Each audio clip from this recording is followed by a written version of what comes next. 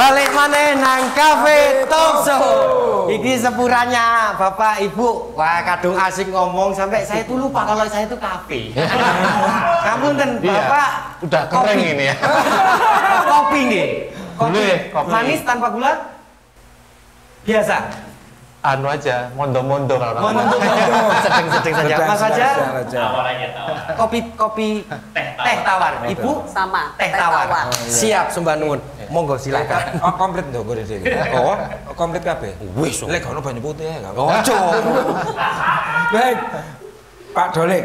Iya, Mas Joko. Orang pasti akan bertanya, kemanfaatan. Nah, itu kon melu tapi terus manfaatnya apa kan harus jelas gitu, Pak. Betul. Kira-kira apa, Pak? Manfaat dari ikutnya BPJS Tenagakerja. Nggih, baik, matur suwun Mas Joko. Jadi mungkin di sini saya buat pemirsa Jember 1 TV ini ya.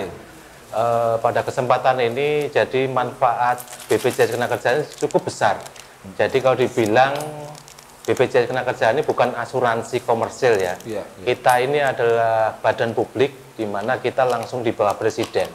Jadi kalau dibilang dengan premi yang kecil tapi manfaatnya luar biasa. Besar. Jadi kalau dibilang manfaatnya itu seperti apa? Untuk kasus kecelakaan kerja aja garis besarnya ketika mengalami risiko kecelakaan kerja itu mulai dari biaya perawatan dan pengobatan itu ditanggung sampai sembuh. Sampai sembuh. Tanpa batasan biaya nominal, berarti tidak ada limitnya. Berarti tidak ada limit, pokoknya waras pokoknya. Betul. Untuk masa waktu perawatan, Pak? Iya, misalkan tidak ada batasannya. Betul. Sampai kan sembuh. ada kejadian orang sakit sampai 1 tahun gitu. Boleh. Loro dong. Loro kok. Kok saya ngapes-apes gaya aku sih? Dijamin ya? Iya, dijamin. Untuk biaya perawatan tidak dibatasi obatnya, jenis obatnya. Sesuai kebutuhan medis kita tanggung. Itu yang seperti pertama, yang Pak, pertama. Dan luar juga biasa. ada yang namanya STMB. Apa itu, Pak? Bukan STMJ ya. STMB. Kalau STMJ kan susu telur madu jahe. Nah, kalau ini STMB adalah susu telur madu sementara tidak mampu bekerja. Sementara tidak mampu bekerja. Maksudnya gimana itu, Pak? Santunan ini diberikan kepada peserta yang mengalami risiko kecelakaan kerja. Jadi 1 tahun pertama, katakanlah dari dokter ada surat istirahat tidak boleh bekerja atau masih dirawat, kita akan memberikan bantuan atau pengganti gaji tadi besarnya ada 100% dari gaji yang dilaporkan. Padahal dia habis kecelakaan, nggak bisa langsung masuk kerja, masih dalam pemulihan. Pemulihannya butuh 6 bulan. 6 bulan di cover 100%. Iya. Pak, gaji yang dilaporkan itu maksudnya misalkan seperti contoh nih, calon dilaporkan gaji ke kami 50 juta per bulan. Iya, per bulan. Setiap bulan kita ganti 50 juta itu. Apakah itu berlaku juga kepada yang mandiri? Sama. Nah, maksudnya kan mandiri kalau laporannya 1 juta, ya kita ganti 1 juta setiap bulannya sampai sembuh. Iya. Jadi 1 tahun pertama itu 100%. Kalau 1 tahun pertama belum sembuh, mendapatkan 50% dari gaji yang 1 tahun penuh. 1 tahun penuh itu 100%. 1 tahun gak waras-waras. Kedua tahunnya 50% sampai sembuh. Nah, itu kurang lebih manfaat dari jaminan kecelakaan kerja. Kalau ngapunten, Pak. Mandiri nih. Iya. Dia bekerja sebagai handicraft gitu kan ya. Menggunakan gerindo. Karena kecelakaan kerja, tangannya kena gerindo kemudian putus. Otomatis kan dia selamanya tidak akan bisa bekerja karena itu gimana dari itu nanti mungkin bisa ditambahkan Bu Ida ya, kemanfaatan itu adalah kemanfaatan yang namanya santunan cacat. Silakan Bu Ida untuk santunan besar. Gimana itu, Mbak Ida? Menambahkan Pak Dolik, apabila tenaga kerja mengalami kecelakaan kerja, kemudian mengalami cacat fungsi ataupun cacat total, untuk santunan akan kita berikan sesuai dengan indikasi medis dari dokter. Apabila tangannya amputasi 1 ruas atau dua ruas, itu pun semua akan ditanggung oleh BPJS Ketenagakerjaan. Itu sudah ada aturannya ya, Bu ya? Misalkan 1 ruas atau tadi yang disebutkan calon 1 pergelangan begitu ya? Ada perhitungannya sesuai dengan peraturan pemerintah. Dan ini Mas Joko. Bapak. Oh iya. Terima kasih. Kopi. Ya, saya tambahkan sedikit mungkin tadi. Kalau sampai terjadi cacat ya, sampai terjadi cacat, kemudian tadi kok ada yang putus atau tangannya nggak bisa, udah hilang, harus diamputasi, itu ada alat bantu yang bisa diberikan juga. tangan palsu, kaki palsu. Oh iya. Itu bisa itu juga ditanggung oleh BPJS Tenaga Kerja. Ya, protes. Bayar 16.800 tadi itu Pak kalau yang mandiri. Itu kalau yang yang bukan penerima upah atau pekerja mandiri tadi. Kalau yang sudah penerima upah, aku gak ngomong calon rumahnya kok ambruk.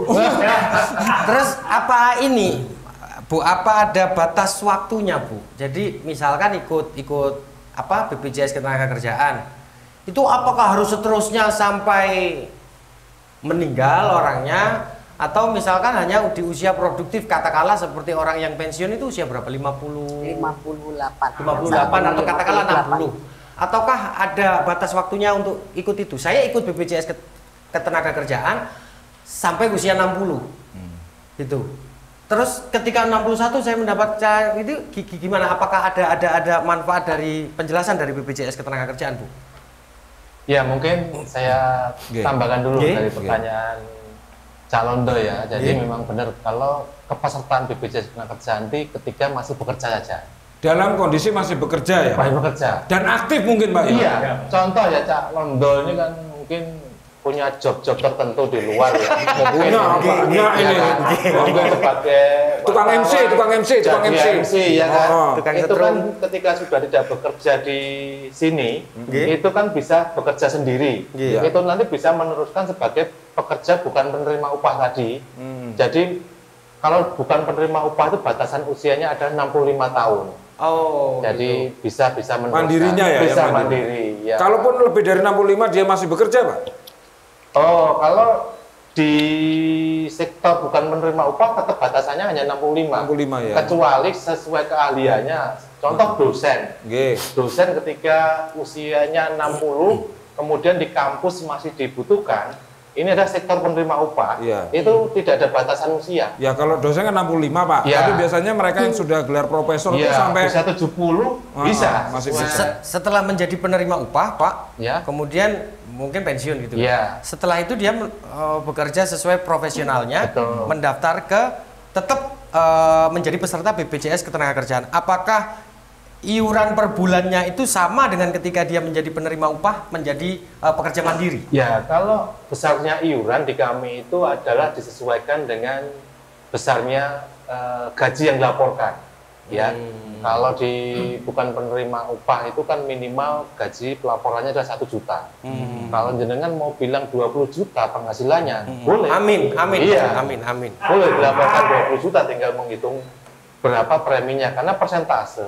Kalau untuk bukan penerima upah ini 1% untuk jaminan kecelakaan kerja. Yang untuk jaminan sisanya untuk kematian itu hanya 6.800 seperti itu. Itu selain kemanfaatan yang bersifat tadi itu, apakah kemudian ada ini Pak? Ada jaminan hari tua atau apa gitu? Nah kan Pak Pajar mau di. Pas Joko. Kalau yang jaminan hari tua itu bisa diambil pada waktu dia tidak bekerja lagi. Bisa untuk pengambilan setelah dia tidak bekerja, dia untuk ambil saldo tabungannya. Saldo tabungannya yang sudah ada di sana. Jadi tidak berpengaruh ya terhadap bayar premi itu juga ada tabungannya. Sudah ada. Kalau misalnya ikut 3 program, JKK, JKM sama jaminan hari tua. Gitu. Itu ada program sendiri yang kemudian dia ikutkan di situ ya, baru bisa mendapatkannya ya. Berarti kepesertaan ini bisa ditanggung oleh BPJS Tenaga Kerja apabila tadi batasan usia dan catatannya masih aktif ya nomor itu ya? Masih aktif. Misalkan melok sepisan, melok meneh, terus terjadi sesuatu kan tidak ada datanya ini ya. Berarti kan tidak bisa diaktifkan gitu. Nah, sekarang pertanyaannya mendasar ini. Aku ikut sekarang yang mandiri. 3 bulan kemudian tiba-tiba saya lalai tidak mengikuti. Otomatis kan off ini Pak. Melok maneh di bulan ke-7. Iki kena dendon dah nih Pak. Apa kon bayar kabeh iki gak melok iki? Iki kok ae menarik iki. Iki kok menarik. Nanti setelah kemarin ini kita akan lebih detail lagi untuk bertanya tentang jenenge menungso kan ono salah lupute. Iki ya apa di mata BPJS Ketenagakerjaan. Tetep ae nang ngone Cafe Talkshow, ojo nang ndi, tetep nang ngone Jember 1 TV.